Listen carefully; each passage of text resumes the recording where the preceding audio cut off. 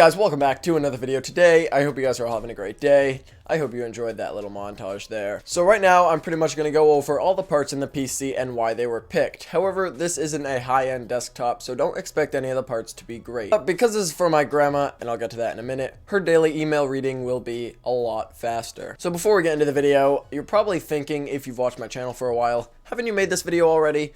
And yes, I guess, but also no. So the reason I have another video on my channel called Building My Grandma a PC is because, no, it wasn't a different grandma, but I was building it for my grandpa who was gonna give it to my grandma, but since he never did, I assumed and called the video Building a PC for my grandma, so the PC is actually for my grandma this time. One thing you should know is that this parts list was not selected by me, but rather selected by my grandpa, who does have some PC knowledge, which is why, besides color, everything kind of makes sense. Alright, so let's get into the parts list. Starting with the processor, he picked the Ryzen 5 3400G. I think this is a great choice because with all she does on her PC, just read emails, there's really no need for a dedicated graphics card. I think if you could use a PC without graphics at all, this would be the perfect contender. Because this is a Ryzen 3rd gen chip, this is probably the last CPU she'll ever need, seeing as it's fairly new. Pretty much the main reason we went with a Ryzen CPU over Intel is one, because the cost of performance at this price point is very good for Ryzen CPUs. Another reason is that it comes with a really good stock Wraith Stealth cooler, which I was able to use easily. Another thing I should mention is that all the parts I mentioned in this video will be linked in the description down below, and they are actually Amazon affiliate links, which means I will receive a small kickback from anything you purchase off those links.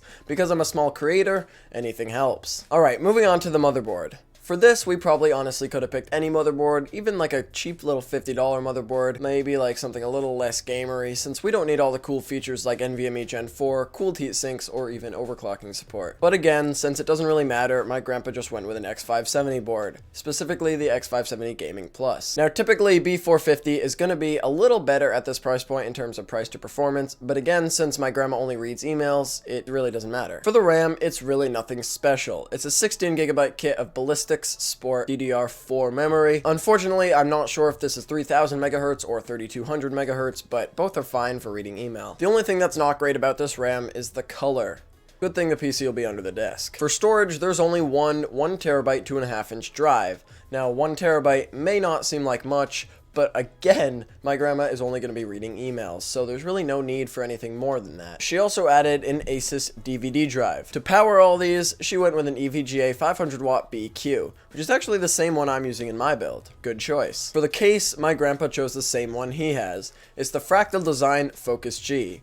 Now, for $60, this case is pretty good. However, for only $10 more, you could get a much better case with many more features, such as the NZXT H510. However, this Fractal Design Focus G is one of the only flagship cases left with external drives for things like the DVD drive and maybe SD card reader. New and modern flagship cases really aren't made to hold optical drives like the DVD drive. Because the case at least has a clear plastic side panel, I recommended they add the NZXT Hue 2 lights inside.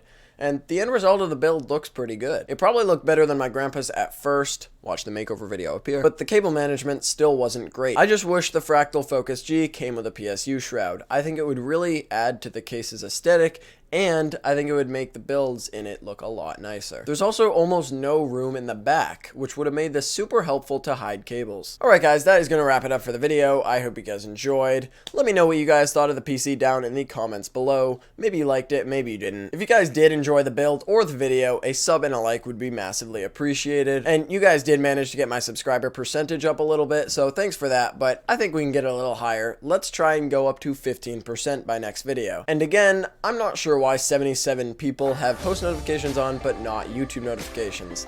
If you want to be like the other 168 people, then I would recommend turning those on. So with that, I'll catch you guys in the next one.